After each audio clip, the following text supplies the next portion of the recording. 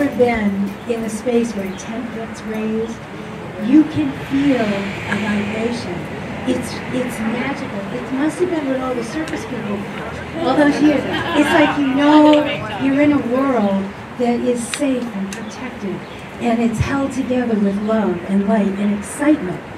It was all that. This is the third time Marty's brought this tent. This is the Blue Star tent. It comes from Earthlands, a wonderful center in Western Mass. And Marty is like my son. And I've been blessed to have him in our lives here for many, many years. So thank you, Marty. And thank you, Elaine and Jack, who helped me do all of that. There's Elaine. I don't know where Jack is. The barrels that are clean over there. The lawn that's small beneath your feet. Everything. Elaine, all the running around, the lunch that's going to be on the table, all of the help, all of the hands. Jody, of course, all the time, every day. Every single thing that needs to be taken care of, when Jody's in front of it, it's taken care of. Amen. Thank you, honey. Patty lives here constantly. We have a lot of people that live here, but not always constantly. Patty does live here constantly, but I don't think she's here. But she's in the house. And without Patty, the house, every one of us, even though we're not always visible in the same ways, every one of us is perfectly suited to be in the family, in the situation where we find ourselves. Patty sleeps all day, loves to sleep till 3, stays up at night, but she contributes her joy and her enthusiasm in her own way. And it lifts the whole house all the time.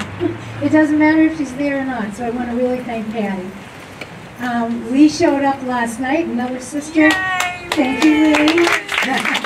All the time. You know, I've been doing this like Tony, more than half of my life. And so we're really a family. And I feel the reason that Tony was guided to bring it to Boston is because we have a real experience of brotherhood and family here. Franny's there, Nancy, all of us, we have been doing this not only together, but the new guy that just walked in, where's Shirley? Shirley just walked in a few months ago. There's an immediate horizontal entry where when you hold a brother's hand and he lives in that miracle Christ consciousness, you come right into it. If you're willing. That's all it takes, if you're willing. And we are gathered here on purpose today because we are willing, and the Holy Spirit, just like Wes Kimberly said, we move mountains, mountains of misbelief, mountains of resistance for ourselves and for the whole sonship, the whole world. If you're standing So I wanted to tell you though, that as a little girl, I had a vision, and it came, of course, back, and it's what still fuels me. As a little girl, I felt that Jesus was always talking to me and telling me that all of us could be like him if we wanted to, and I wanted to. And he said that I was going to be here for the time of heaven on earth, and that part of my job in this world, in this life, was to bring heaven on earth and help people find out that God was a lot of fun. Not to be afraid of him. He was a lot of fun, and when you wanted to do what he wanted, it would be wonderful, and it would be happy. And this home, our home, has been dedicated to God. Simply, just kind of, it's God's house, and I try to step back as much as possible and let him direct the activities, the flow, the people, all of it. And I just kind of watch it. I watch everyone come and go and keep the table set. That's what I do. Food in the refrigerator, the table set, we're good. A little more than that, I think. Yeah. But I feel like we were brought to Boston. Tony, you were brought here to Boston because there's a core in Boston of family, of what the holy instant looks like. It's like, you know, in the Course, Jesus talks about the holy instant, he talks about the holy relationship, and he talks about the miracle. And those are all wonderful words, and we have images of what they might mean. But what I have found that they really mean, that the fruit of it is, yes, healing in the body, but also healing of the whole thing. Everything comes into happiness. Everything comes into celebration. Celebration isn't meant for special events. It's meant to be our way of life. Amen. That's Yes. right? That's what a miracle is. Hallelujah. So, the miracle is when, what does Jesus say? The miracle is when we have a shift in perception, right? Yep. Because we look with these eyes and see, forms and things. But when we look with our spiritual eye, with our hearts, with the heart of love, what we see is the light of each one of us. It's like it blows me over, doesn't it? It's like, oh my God, look at each one. We're so beautiful, all of us. Everything is. A leaf is. When we look with our eyes of love that come from the inside, we cannot see anything but the light of love on the outside. And when we stay in that vision, keep those, I call them rose-colored glasses or Christ-colored glasses on, we live naturally in a healing mode. We live naturally in celebration. And for me, I know that we have maybe a party at least every week. I keep the happy birthday banner up because it's always going to be someone's birthday. Christmas lights are up. We keep it all up because we're always celebrating. And I see that when we come together, it's much more exciting. It's like we excite our Christ molecules together. And that excitation explodes always into something new, something wondrous, but it's always happy.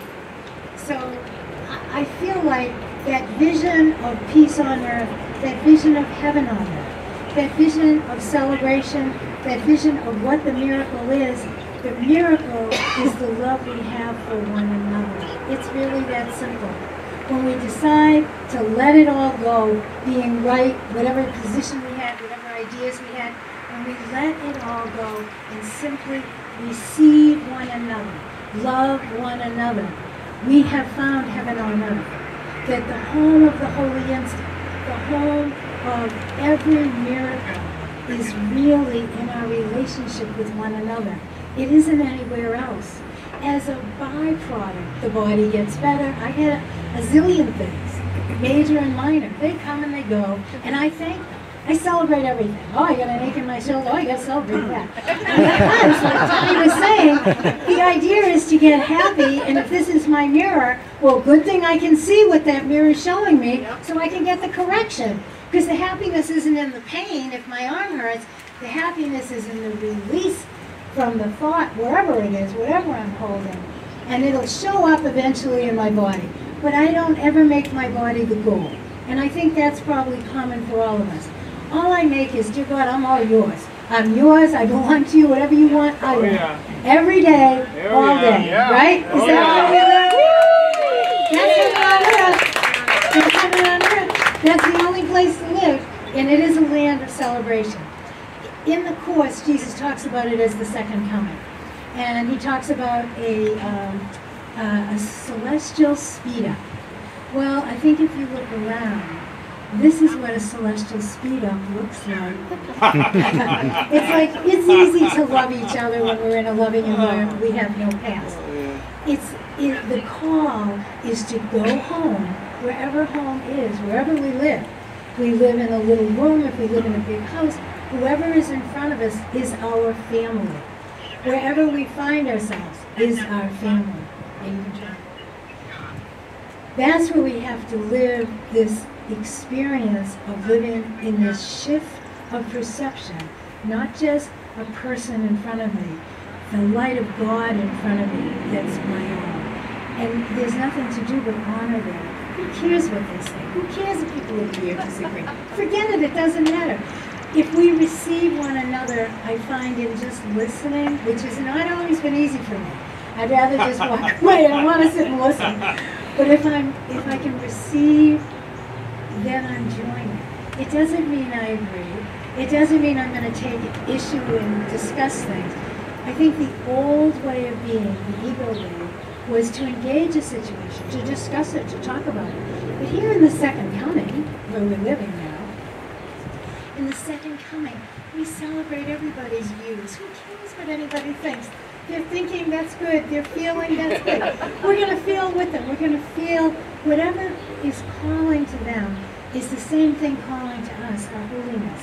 It's calling us. And it's calling us to be consistent and steady and don't lose it. And we can find it anytime we open our eyes and look at whoever's in front of us. It's really that simple. And my invitation for me, the way I live, is to keep it that simple. Let it be that simple. There isn't anything else to figure out. The miracle is a shift in perception. It's a shift from thinking, I run my world, I've got to figure it out, to, I don't know anything, I'm so glad you run my world. That's it. Yeah. In the course of aside from me, there's a lot of places he talks about that, but all he's saying is, what a healed mind is to me is my will is God's will, and I haven't got anything else. I got nothing else. Nothing. And I don't care whatever will anybody else has, I wouldn't argue with it because I don't know anything. That might be God's will for them. I don't know. And then if I don't know, I accept, I receive. That's everything.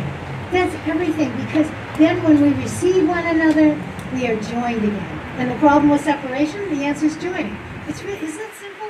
It's like, I remember my dad said once, he said, this was after only maybe 15, 20 years of reading the book. He said, kid, you still reading that book? He was a very wise man. He said, kid, if you don't know that book by now, you better throw it out. Don't you know all you got to do is look in a mirror? I said, oh my God, Daddy, that's right. I just look in a mirror.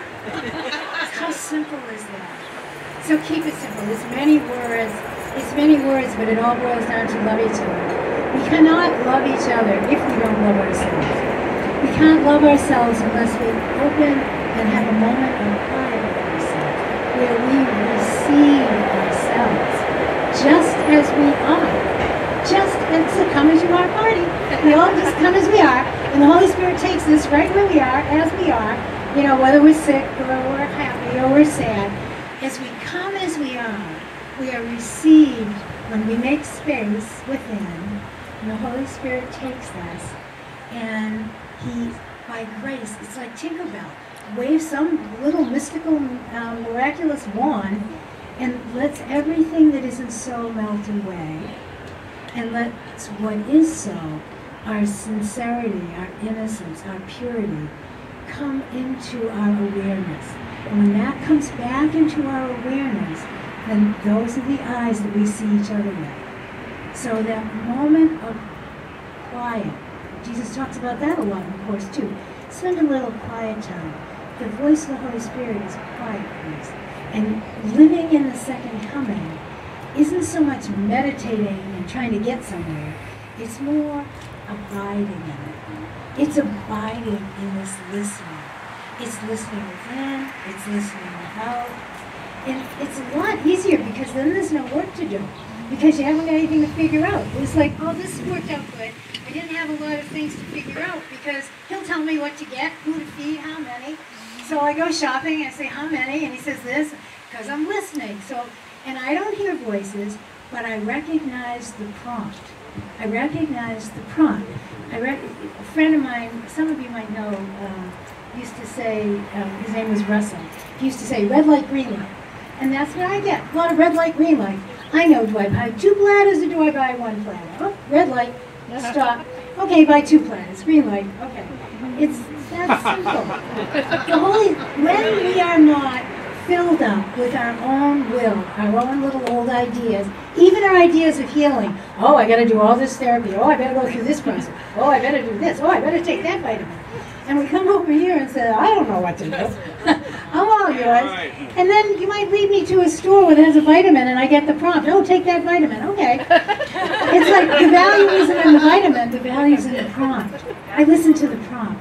So living in the miracle is about listening within, a little quiet, and listening to my brother. Quietly. Listening is quiet. It's not interrupted. I still learn this. Every day. But it is, it's just receiving one another. So before I end, what I'm going to do probably in May, of course I never know, I never knew what I was going to do today, because it's not my business. I figure the Holy Spirit puts me here to tell me what to share. But what I always like to share is that moment of reconnecting. Joel Goldsmith calls it that click.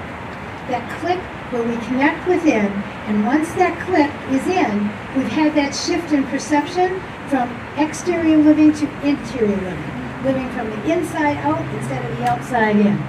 So I would want to get, where's Rod? I was going to ask Rod just to do a moment, a quiet abiding, not a meditation, quiet abiding, so that we join in the language of the heart and sing together in that language of the heart together. And that takes just a moment of silence.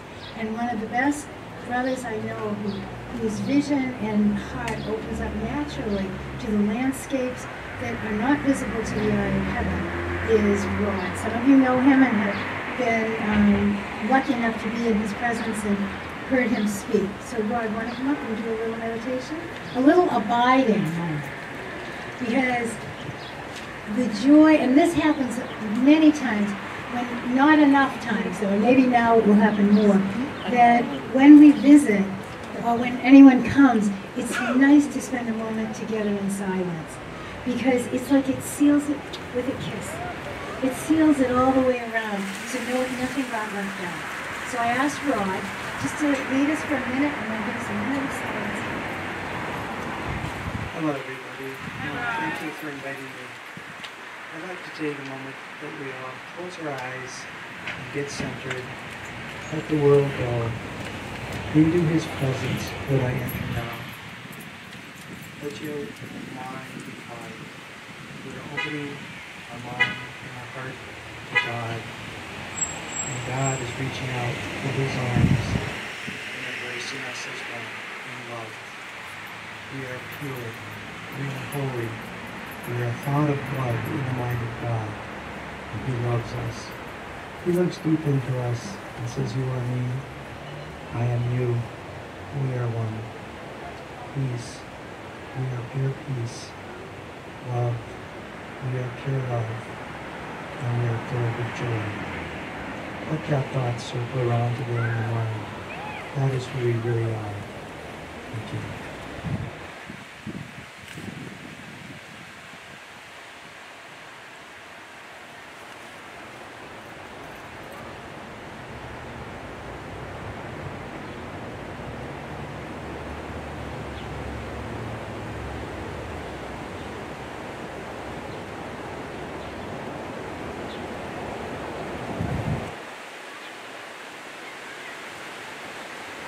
We are so blessed to be together and to feel that presence within us.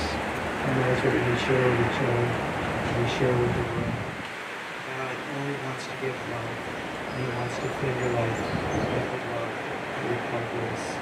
So by grace, that is my sufficiency. And with my grace, I share grace and grace. Thank you. Thank you.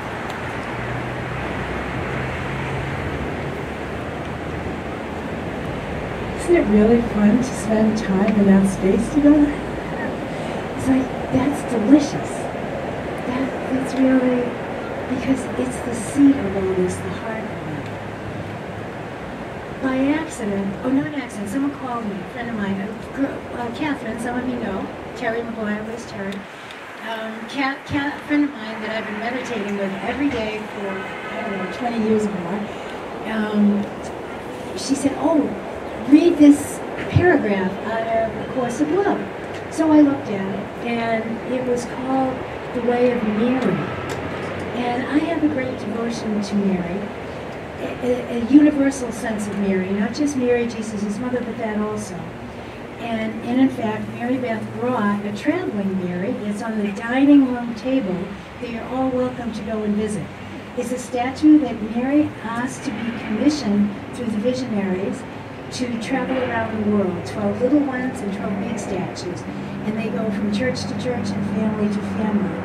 And they carry with them, with our belief, just a presence of grace that fills my heart, and I hope that fills yours. So if you have time, go into the dining room. She's on the dining room table. You'll see her. So Catherine said, "Vicki, read this paragraph called The Way of Mary."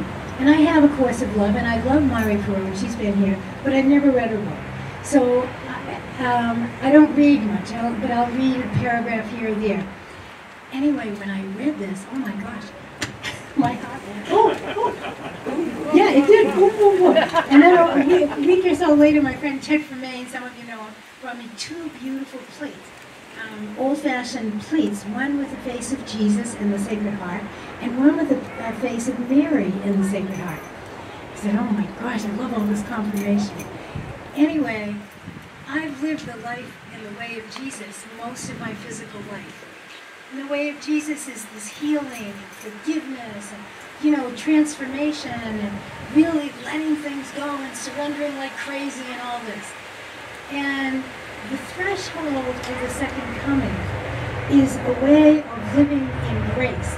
It isn't quite so much work, but it takes a little work sometimes to get there. It takes all that surrendering, letting go, and talking about all these stories. But on this threshold, Jesus calls it the borderline. On this threshold, in entering into the second coming, enter into this land of grace, entering into living by miracle-mindedness, living in perception that has been changed, to see the light in one another and not pay attention to anything else. Just appreciate it. Good costuming, good script, good everything.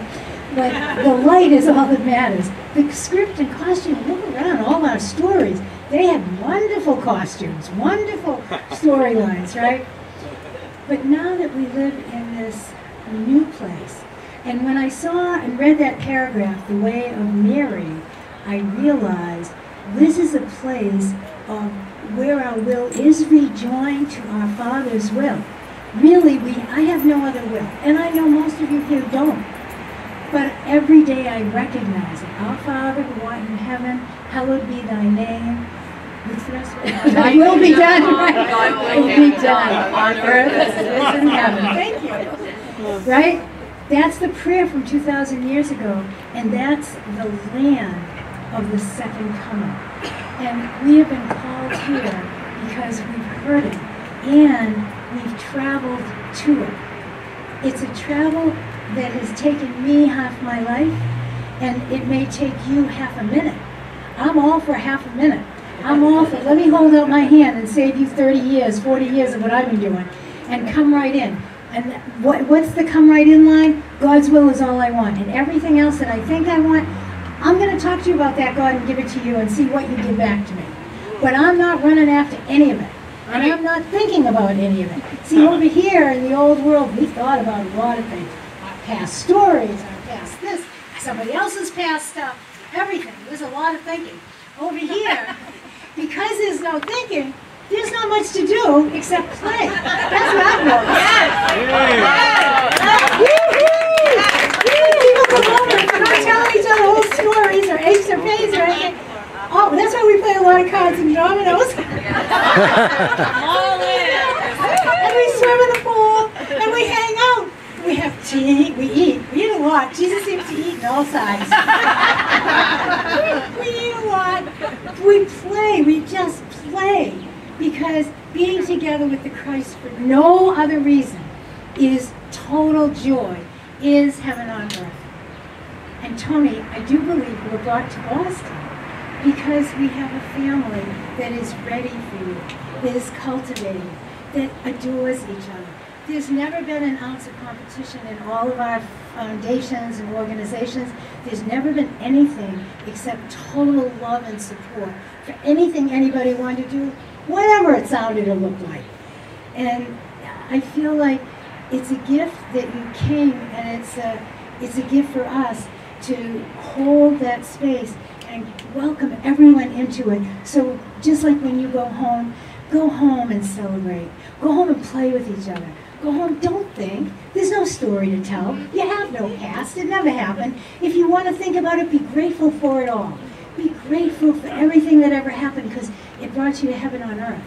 And anything that brought you here is worth at least being a grateful thank you. Thank you very much. But it doesn't need any more attention than that. I promise you that. And I live here, and everyone that walks in the door comes and lives with me, which is so much fun. And really, actually, a lot of people come and stay.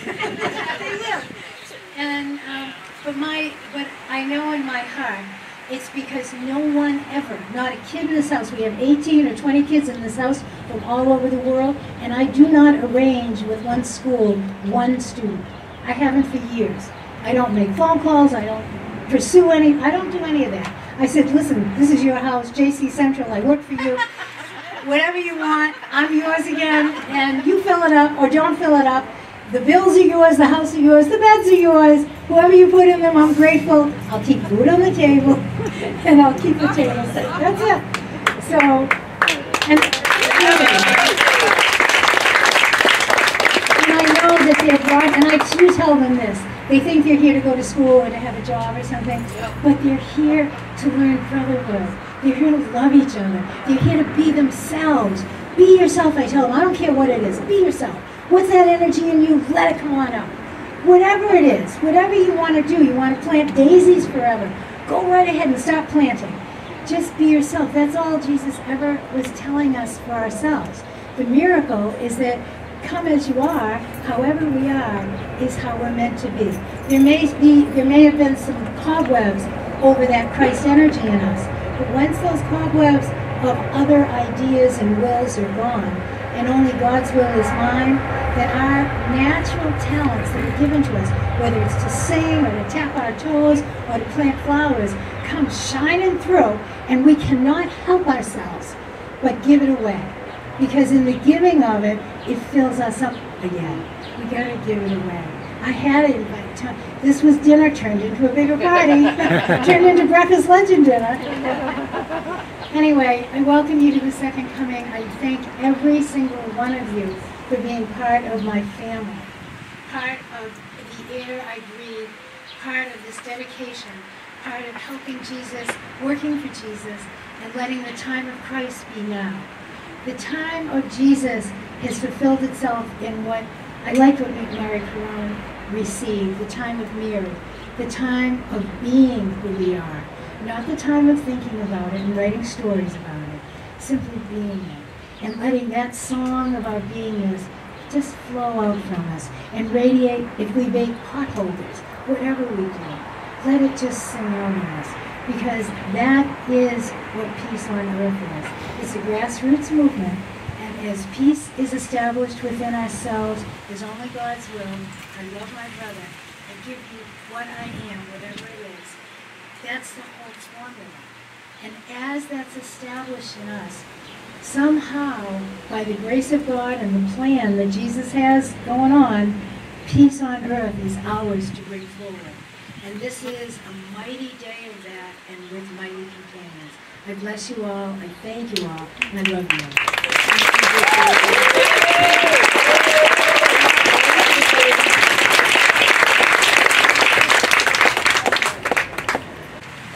Okay, thank you. But that's the first time I've ever heard you present and speak, so that was really just a treat. So thank you so much.